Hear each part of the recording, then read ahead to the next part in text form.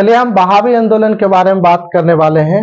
इसकी शुरुआत 1800 से 1900 के दौरान हुआ था और कहा जाए तो 19वीं सदी में। बहावी शब्द एक उर्दू शब्द है, एक ऐसा शब्द है उर्दू शब्द। इसका शुरुआती में जो बहावी आंदोलन चलाया गया था मुस्लिम समुदाय के लोग के द्वारा मुस्लिम धर्म में सुधार करने के लिए, मुस्लिम धर्म में जितने कुप्रथाएं थे, कुप्रथाओं को समाप्त करने के लिए, इसके लिए दो केंद्र बनाया गया था। प्रथम केंद्र था सितना जो पाकिस्तान पर था, दूसरा केंद्र था पटना में। तो पटना से क्या करते थे, धन इकट्ठा करके सितना भेजा जाता था, पाकिस्तान भेजा जाता था, वहां परीक्षण दिया जाता था। क्या दिया जाता था? परीक्षण दिया जाता था। अब बहावी आंदोलन शुरुआत किया था अब्दुल बहावी के अनुयायी, और बहावी आंदोलन के प्रवर्तक हैं सैयद अहमद रायबरेली, इसको रायबरेली के नाम से भी जाना जाता है। और पटना से नेतृत्व किए थे विलायत अली, इनायत अली, फुरत अली और मोहम्मद हुसैन। पूछा जाता है कि पटना से नेतृत्व किसने किया था? विलायत अली, इनायत अली, फुरत अली और मोहम्मद हुसैन। उसके बाद इस विद्रोह धीरे धीरे कन्वर्ट हो गया था ब्रिटिश के विरुद्ध। फिर ब्रिटिश ने क्या किया था, अम्बेला अभियान के दौरान 1863 में ये विद्रोह को क्या किया था, दमन कर दिया था। और महात्मा गांधी का आगमन हुआ था, तो महात्मा गांधी से मुस्लिम लोग प्रभावित होकर असहयोग आंदोलन में विद्रोह क्या हो गया था, बदल गया था। इसका उद्देश्य तो बताइए दिए थे, धार्मिक सुधार और बाद में ब्रिटिश के विरुद्ध। इसका तुलना किया जाता है कूका विद्रोह जो पंजाब में हुआ था, फराजी आंदोलन जो बंगाल में हुआ था। इसके बाद हम समझते हैं नोनिया विद्रोह। नोनिया विद्रोह 1770 और 1800 ईस्वी में हुआ था। नोनिया वर्ग के द्वारा, नोनिया जाति के द्वारा, ब्रिटिशों के विरुद्ध के द्वारा। आपको पता है कि बिहार सोरा उत्पादन के लिए जाने जाते थे और सोरा से बम बनता था। तो ब्रिटिश लोग क्या किए थे, सोरा पे एकात्मक कवर कर लिए थे। और नोनिया वर्ग की जाति क्या करते थे, व्यवसायी थे, उसका सोरा उत्पादन करके बेचना। तो क्या करते थे कि नोनिया जनजाति सोरा चोरा नुका के बेच दिया करते थे। तो क्या किया गया था, फिर नोनिया लोग भी विद्रोह भी करना शुरू कर दिया ब्रिटिश के विरोध। इसलिए इसको कौन विद्रोह कहा जाता है, नोनिया विद्रोह 1770 से 1800 ईस्वी। उसके बाद हम समझते हैं लोटा विद्रोह। लोटा विद्रोह 1856 में हुआ था। ये मुजफ्फरपुर के जेल में हुआ था। कारण था कि मुजफ्फरपुर के जेल में कैदियों से पीतल का लोटा छीन लिया गया था, और पीतल का लोटा छीन के उसको मिट्टी का बर्तन दे दिया गया था। तो वहां जितने कैदी थे सब नग्न वस्त्र धारण करके लोटा विद्रोह किया था। हम बात करेंगे चंपारण सत्याग्रह। चंपारण सत्याग्रह क्यों हुआ था? इसका कारण था कि चंपारण गांव में नील बगान मालिकों के द्वारा जबरन 3 कठिया प्रणाली की शुरुआत करवा दिया था। 3 कठिया प्रणाली क्या होता है, 1 बीघा में 3 कट्ठा अनिवार्य नील की खेती करना होगा।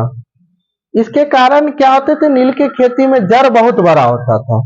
जड़ बहुत बड़ा होने के कारण धीरे धीरे जमीन क्या होते थे, बंजर हो जाते थे, और किसान की धीरे धीरे स्थिति खराब हो गया। तो अंग्रेज के विरुद्ध आवाज उठाने का प्रयास राजकुमार शुक्ल कई बार किए। कई कांग्रेसी नेताओं को कहे चंपारण के बारे में, बट उस समय जितने कांग्रेसी नेता थे इस बात पे ध्यान नहीं दिए थे। उसके बाद लखनऊ अधिवेशन हो रहा था 1916 में, तो राजकुमार शुक्ल भी भाग लिए, महात्मा गांधी भी भाग लिए थे। और महात्मा गांधी को बताए ऐसा ऐसा बात है, चंपारण में जितने किसान हैं उसकी स्थिति जर्जर हो गई है। एक वस्त्र के लिए भी किसान के शरीर पे वस्त्र भी नहीं था।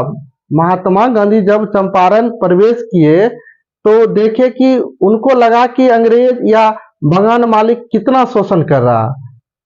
तो राजकुमार शुक्ल की बात मानकर महात्मा गांधी फिर पटना आए। पटना जंक्शन से फिर मुजफ्फरपुर गए, मुजफ्फरपुर में रात को रुके, वहां उनको स्वागत करने के लिए जेपी कृपलानी थे, डॉक्टर राजेंद्र प्रसाद थे, अनुग्रह नारायण सिन्हा थे, और जेपी कृपलानी उस समय प्रोफेसर थे लंकट कॉलेज के। तो फिर रात को रुके मुजफ्फरपुर में, फिर सुबह हुआ मोतिहारी प्रवेश किए। तो वो कहा जाता है कि गेटवे ऑफ चंपारण तो किसको कहा जाता है, तो मुजफ्फरपुर को कहा जाता है। गेटवे ऑफ चंपारण किसको कहा जाता है, मुजफ्फरपुर को। फिर महात्मा गांधी मोतिहारी गए, फिर आंदोलन की शुरुआत की, और इस आंदोलन की शुरुआत 10 अप्रैल 1917 को हुआ था। अब महात्मा गांधी का एक प्रथम आंदोलन था, महात्मा गांधी का प्रथम जन आंदोलन था, मतलब जनता का आंदोलन था। और महात्मा गांधी का प्रथम सविनय अवज्ञा आंदोलन था, जिसका अर्थ होता है कि बिना विनय पूर्वक आपका बात नहीं मानेंगे। सविनय अवज्ञा आंदोलन का अर्थ होता है विनय पूर्वक आपका बात नहीं मानेंगे। फिर गांधी जी आंदोलन चलाए, और आंदोलन के विरुद्ध गांधी जी पर अंग्रेज ने इरविन क्या किया था, साजिश रच दिया। गांधी जी को बुलाए, और उस समय बत्तख मियाँ रसोईया थे बगान मालिक, और गांधी जी को प्रेम से बुलाए, बुला के उनको साजिश रच दिया था कि इसको दूध में जहर मिला देना, रसोईया कह दिया था। अब गांधी जी को पिला देंगे और बात खत्म हो जाएगा, मर जाएगा। बट बत्तख मियाँ ने क्या किए, गांधी जी को जान बचा लिए थे। बत्तख मियाँ ने गांधी जी को क्या किए थे, जान बचा लिए थे। फिर यह गांधी जी का प्रथम सफल आंदोलन सफल हो गया।